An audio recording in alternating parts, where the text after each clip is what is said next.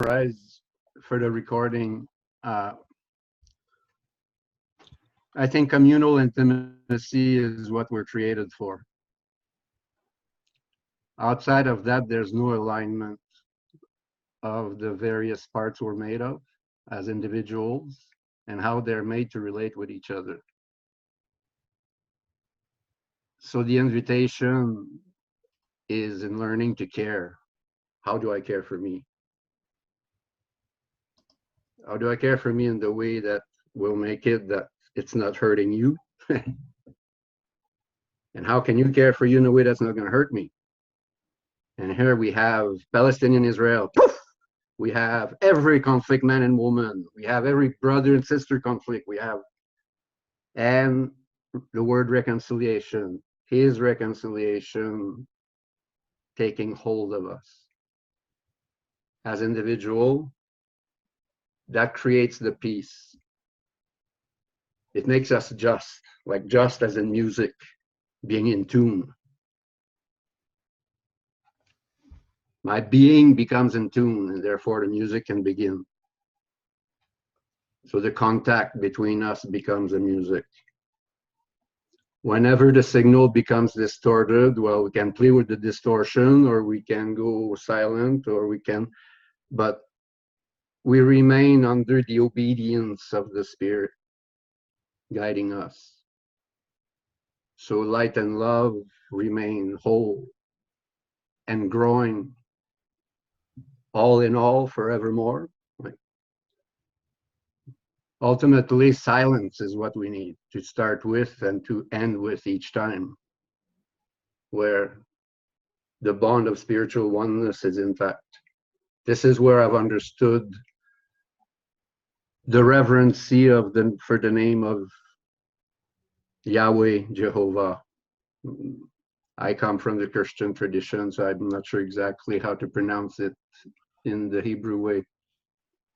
But I've always heard that the contact in silence is where he abides in us and between us. And this is where power, love, and wisdom just radiates the circuit of being into the circle of life. So the invitation is his invitation all the time that we receive and respond to and channel to each other. That's where there's no technology needed there first. There's just the contact between each of us. So if we go on with technology, then it's for the sake of spreading that bond. Otherwise, we see what's happening now. It's the opposite of what everybody is hoping for. Thank you, Benoit. Thank you.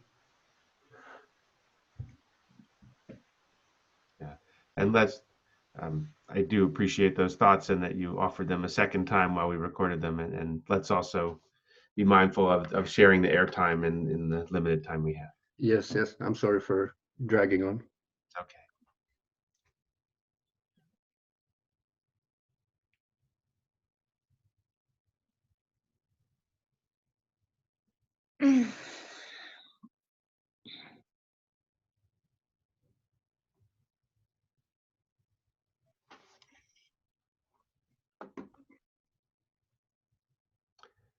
Were you getting ready to speak, Ingrid? No. Well, I find it quite a silent and listening deep dive, and I find it interesting. So I'm relaxing into just listening.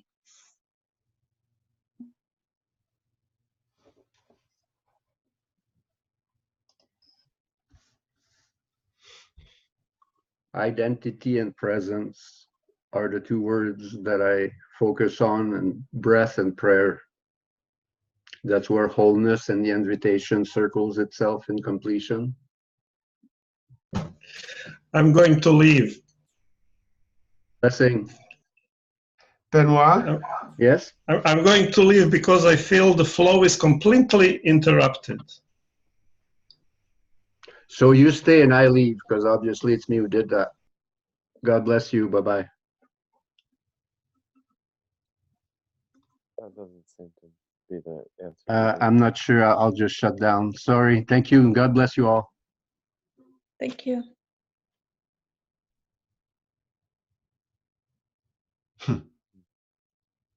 So I've just been authentic. I just shared what I felt. But did you really share what you feel, or did you like skip to the consequence and the action? I don't know. I felt frustration and I felt a need to somehow share it. I could just leave without saying anything and just leave you wondering why was that or what happened.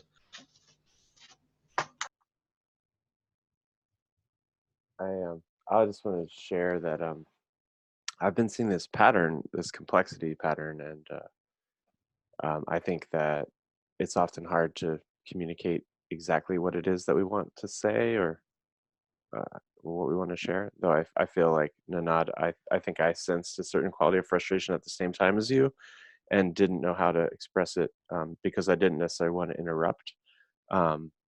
And then also similar to the way that Ben made the invitation. So, and I recently have been having that come up in different spaces. So I do think that what Adrian just asked you is kind of a good question, because I think the question is maybe the place to follow, even if it is the question of like, oh, how we might have said that differently, or how you might have said more vulnerably maybe what it was.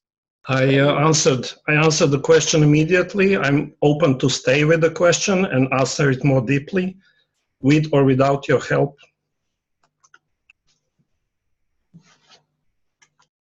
Well, one question could have been, what, because you said that you're going to leave. That's what you announced. So that's all. I think that was the difference. Is there something different that you could have said that would have conveyed how you felt because you were going to leaving? But I also want to just hear other voices too, and maybe see how this gets to alchemize, and maybe Shahana or Ben, you're hosting. So yeah.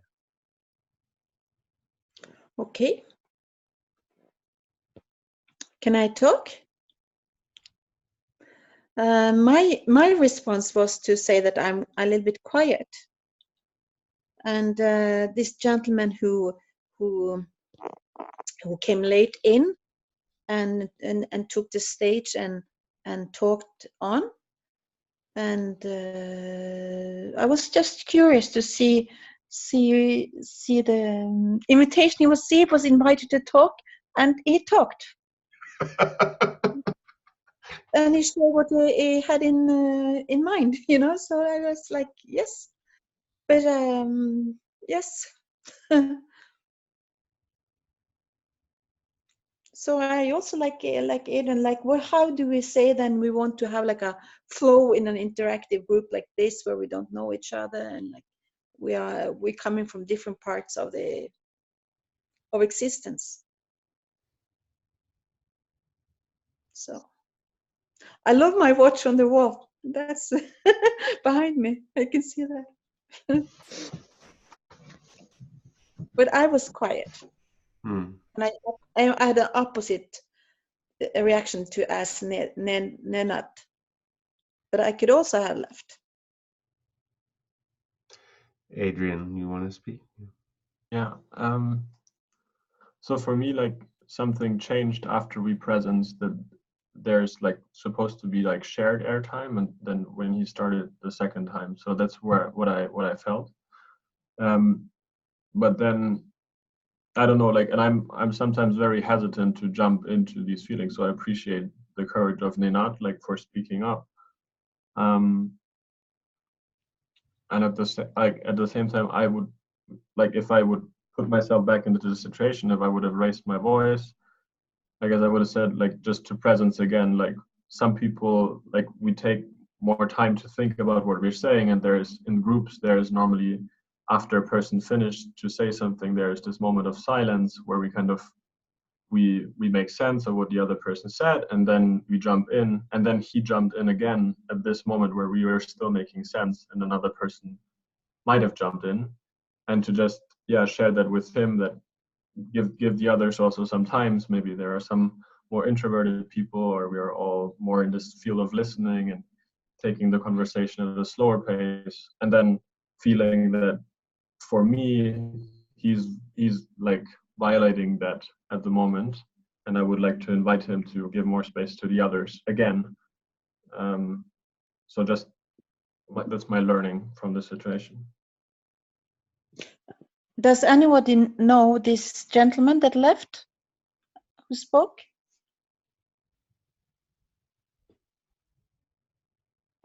Shauna, you know him? Or you wanted to speak? I saw you raise your hand.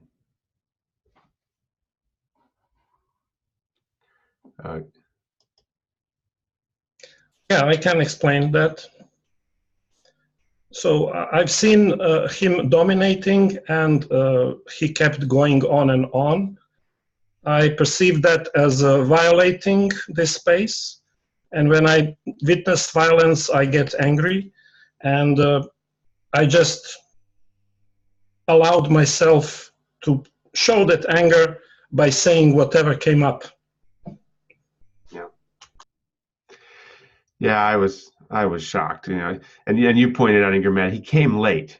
And I've actually seen that as a pattern. People come late, take up a lot of airtime, and then leave early. It's like, oh my God. And there's something about the old, you know, our context for this is how do we embody the new paradigm in our invitations and these engagements? And I think there's something to unpack in that, you know, in what happened in that regard. Shahana, you've got. So yeah, it's to add on to what you were saying. So what has been going on in my mind for some time now, ever since when what kind of when he jumped in the second time, and I realized that one of us need to step in, and then Ninad stepped in. So what was going on in my mind is,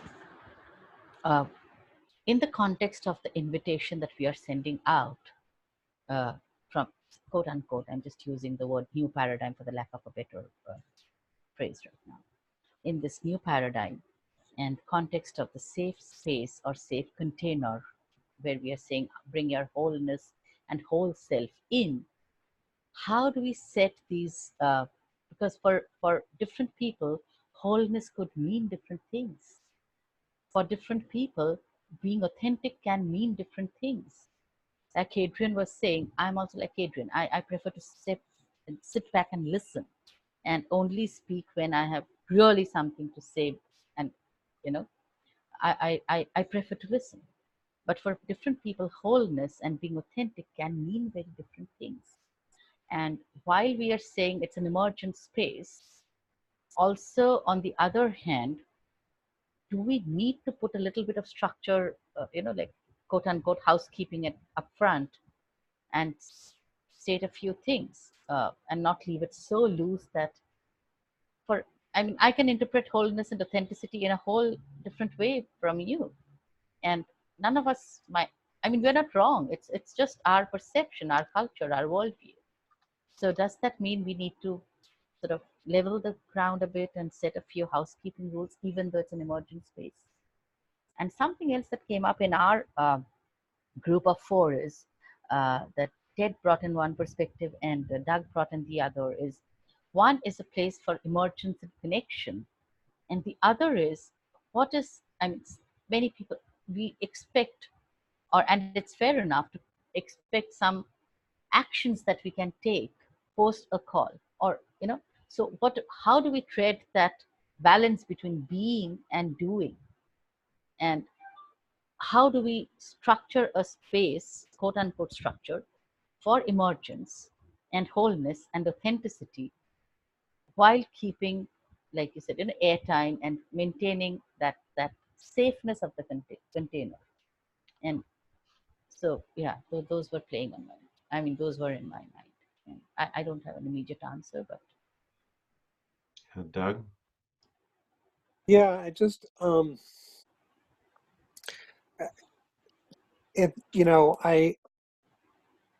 there were two signals that were triggered by Benoit. The nods, which was, yo, what the fuck are you doing? Pardon my French. And the other was Kayla's, which was very civilized, in a post on a parallel channel about everybody getting their portion. Yeah. And I found both of those somewhat projective, actually. Kayla's a little bit more passive aggressive, not a little bit more like, yo. But variations of a theme. And the and I love the onomatopoetic nature of the fact that the title of this session was Bringing Our Whole Selves, and that's what just happened. And you know that old saying about beware what you ask for, because you might actually get it. and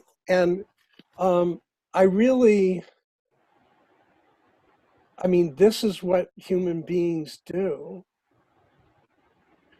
And either you're in for an ounce or you're in for a pound. You know, it's all of us or none of us. And the minute you go to circumscribe, or the minute you go to structure, the minute you go to filter, attempting to filter, or to precondition, you know, at least to me, have no confusion. That's old paradigm projection of power, authority, control over. The only rule of the game underlying, in, at least for my experience in all of these things, is you have to stay in, everybody has to stay in the game. You know, the old thing about, you know, in a marriage, never go to bed angry. Like, you got to stay in the game. And, but there's this underlying cultural imprint and paradigm that is about time, and this feeling of imperative, and this impatience, and just an overwhelming lack of generosity. And I've been, you know, often sole person holding out the time runway to the Benoits of the world, in multiple groups over the last few years, to sort of get them back in the room, so when they can get to a place of safety, comfort, and security, and settle in and learn up and feel into what the deal is, they can often be the most valuable contributors. So I'm complete with that, but I just wanted to share, you know, how important that is. And there are little things about, you know, Shanna, you were in tremendous feeling when you checked in, and that ran for an extended period of time beyond that. And I would have loved to have inquired into that and provided space for you to sort of share more of that. And it got missed. It's like, you know, trains gotta, you know, that kind of stuff. I didn't miss it. No. I'm Ben. I'm not throwing shade. I'm saying this is what You are throwing shade, actually. No, I'm not. Trust me, I'm not. Well, ask Kayala and Nanad if they would agree. Okay. Well, that's a good inquiry. But I do Actually. like I'll stop there. Okay. First, I don't understand cultural reference on throwing the shade. I'm not native speaker. Criticizing, judging. Okay. I think it's a. I also noticed and you know, kind of missed the opportunity. I think most of us noticed, and what actually was pissing me off, that Benoit was not noticing anything. Nothing of that he was noticing. Yeah. Well, I was actually I wanted to bring some attention to, in the chat, I think it seemed like Adrian was inviting Shauna to share. Before I do that, I just wanted to, since Doug, you projected that my share of the airtime was a passive aggressive thing, I just wanted to let you know a little bit about me. I'm actually a steward of these kinds of spaces, and if one were to click on that link, it has some really helpful information about how to share airtime. And so anyway, that's the piece there. And I was also sharing it partly to Ben, who I know is kind of like a little prompt to remind him, because I didn't necessarily think that Benoit was looking at the chat, but it's culture building. So anyway, that's part of how I'm doing that as a steward. So, but it's a good point of, is it passive aggressive to put something in the chat or not? I'm not sure, but anyway. Shauna, did you want to, and Ben, I don't need to hear anything more back from you right now, Doug, if you don't mind just being silent while we hear from Shauna, that would be really nice if you could do that.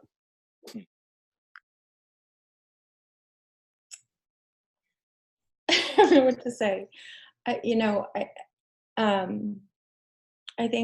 think we all in this time, even, I feel like I'm all illuminated, so much light in my room, experience the difference in the nature of the atmosphere at different points.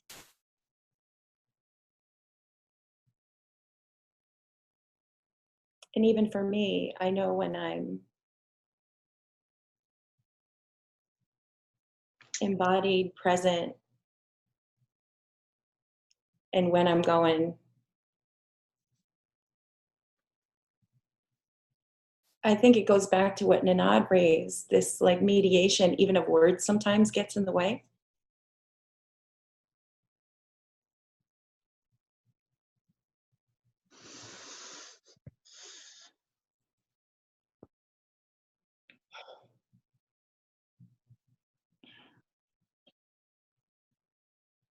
Well,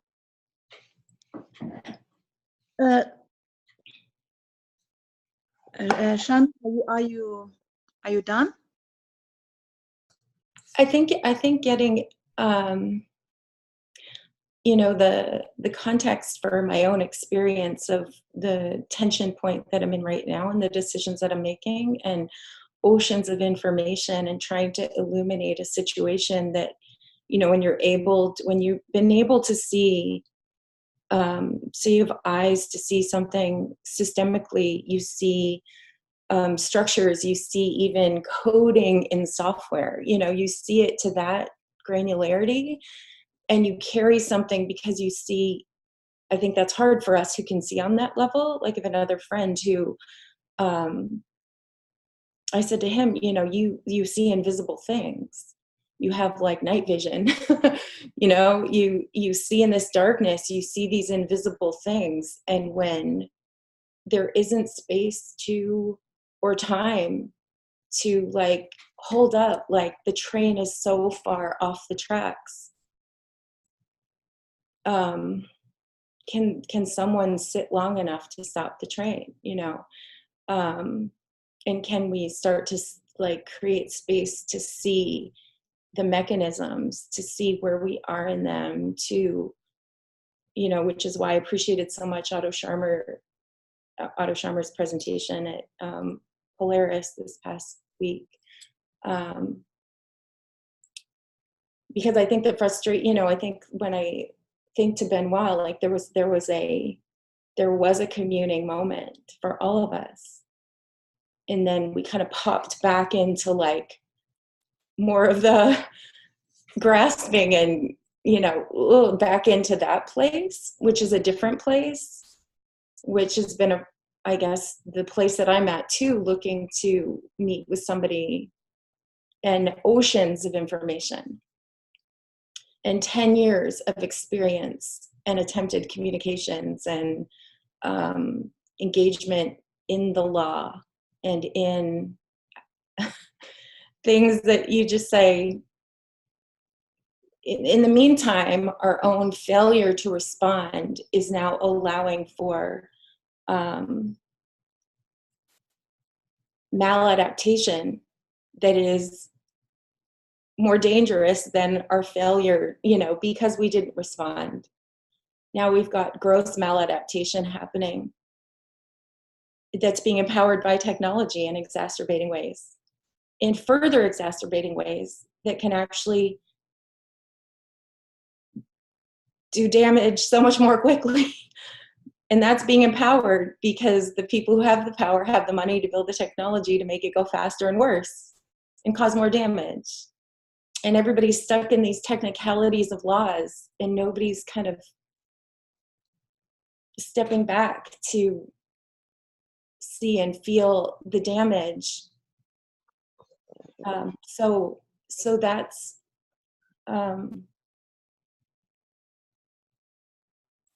so I think it's that place of like, how do we feel it and be present and see it? I mean, we have to know the granularity. We have to feel our own brokenness or the way it's broken us or damaged us, right? And those around us and those we love and the damage that we see that continues. And then how, I guess for me, without going in the details of what I've been in, how do we create this kind of space in a place that's big enough, in a place that's inviting enough, in a place that is an invitation that is really open? And how do we mediate that? How, and stay present for each other while we surface all the pain, you know? There's so, like, you know, we can talk about a foreclosure crisis that people thought was 10 years ago. When you see mechanisms and you in your mind see notices going out on autopilot to people and it, off the rails, children being displaced and estates being destroyed and people's hard-earned, you know, the fruit of their own labors just being swept out from under them on autopilot. How do you breathe? How do you breathe? How do you enjoy breakfast with your family?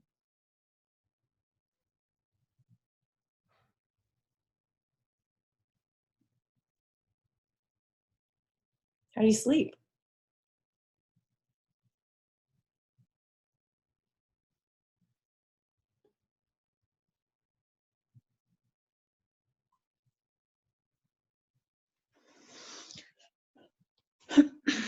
So, because, she brought up some very, very important points. And as a part of this invitation to sacred holding spaces, containers for conversations, dialogues of emergence, and also of, balance between being and doing, how do we balance our, I mean, all of us are broken, but that brokenness is also part of our wholeness. So how, and I guess that's, I'm saying, how do we how do we frame the space? And because we are still in parts of, what Doug was saying, we're still stuck in the old paradigm of time, respecting each other's days flow, because I mean that's how we are still structured. We haven't yet figured out a way to, get into a zone of timelessness. Or so given those paradigms, how do we invite brokenness? Or when we see something like what happened today, how do we step in with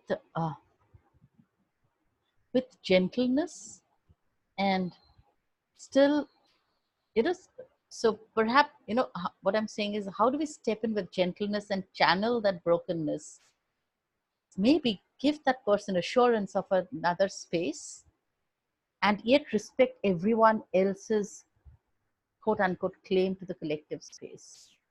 So what is that point where we step in? How do we step in? How does it become part of our being, to, to acknowledge that brokenness, but not run away from it, and yet not let it, sort of derail everything? I don't have an answer. That's my inquiry. I could share a little on that if that's. I think the culture building part is there. What you just shared made me think of adjacent spaces, or being able to say, oh, well, when this comes up, is this the space for me to talk about this, or is there another space where I'll be able to talk about that later? I'll put it there. It's like a parking lot, or the bike rack, the bike bike rack or whatever, you know, like here, I'll just set this over here. But then the way what the culture is in the common culture, like for example, different kinds of meetings, like if, and I arrived a little late. It wasn't late in the day, that's for sure. It was 5 a.m., 5:30 a.m. But the idea of what is the context? Because if the context is all about heart sharing and it's just flowing through the group, and it doesn't really matter if it's because shared airtime doesn't mean divide the airtime up evenly amongst everyone that's here necessarily or anything. So it's not old paradigm to say shared airtime by definition. It could be if we were only thinking about it like I want my 2 minutes or whatever. But the culture or the spirit of that is to be able to follow the energy and feel where that is. And I noticed that I didn't have enough context to understand what Shauna was sharing, yet I was empathizing. Like, so as she was describing, I didn't know exactly what was being talked about, though I could feel it relating to multiple different types of complexities that humans are facing right now, or not just humans, all the other life on the planet is facing. So I was feeling that empathy and just being with that. So I don't know, that's just a little something to share. Yeah.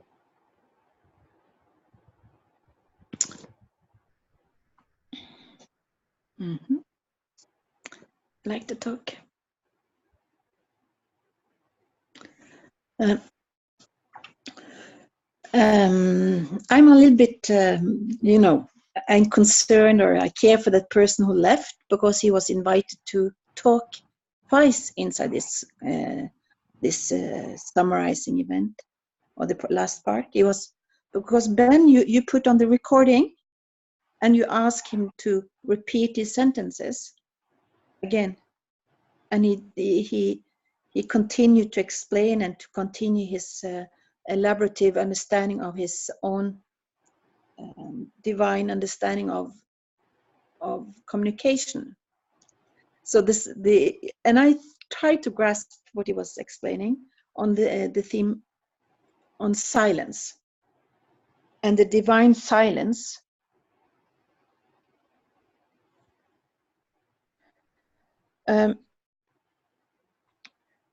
Well, you know, Ben, with this thing about having an invitation to talk about open your heart and speak from your heart, when you know you're recorded and that my openness can be used in 2 years' time in some kind of context, I'm really hesitant to have this open recording sharing, because there is a collective intelligence that we are mirroring each other when we talk in this communication.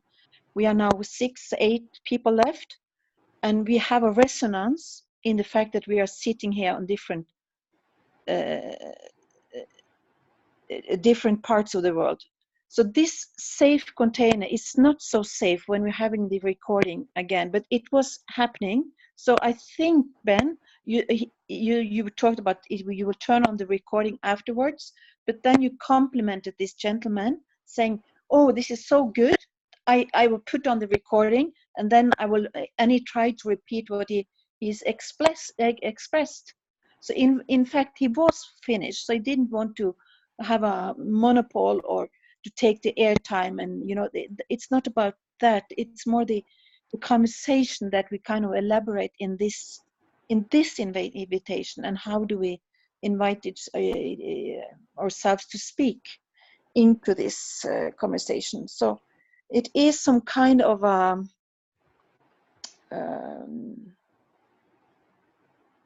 it's the noosphere, or Pierre Chardin we're talking about. This is the collective intelligence. So what is actually happening as we learn this culture, and how we mature ourselves to be able to communicate better. So this thing about silence, and these things about even without video, and also as I mentioned in my small group, my Shamat Pera, he's been on all the time, but I haven't seen his face nor his voice. It makes me who is he? so it's the invitation to share, and in the future we will be avatars, maybe in the other side. There is no real human beings even in this artificial technology, high-tech world we are entering. Well, I'm done. Sorry for taking up that much, but it's like... Just quickly, you've reminded me of something I have done in the past that I kind of would like to bring back, because I agree there's this tremendous tension between, the space is different when it's recorded. And we could decide not to share the recording too, but even the fact of recording changes it. And I've been doing much less recording than I have in the past in these Now What conversations versus other convenings. But one of the things I've done before is to just say, before you speak, say if you want this to be recorded or not. And so the space can either be recorded or not as the speaker chooses. And there's a pause button. It's easy to do. So I think that will be my practice going forward.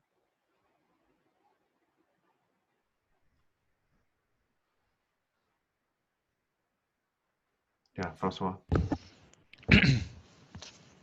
So there are two sort of themes that disturb me a little bit about about the conversation and our experience. And one of them relates directly to what Inge has just said about recording. I do think recording actually what it does. I mean, there's this issue of safety. That's one issue, but the other thing that it does is it actually disturbs emergence, because the moment you have things on recording, whether consciously or unconsciously, it sort of brings out a sort of an element of sort of being on show, so to speak. And to me, it actually disturbs, or it affects the sacredness of the conversation.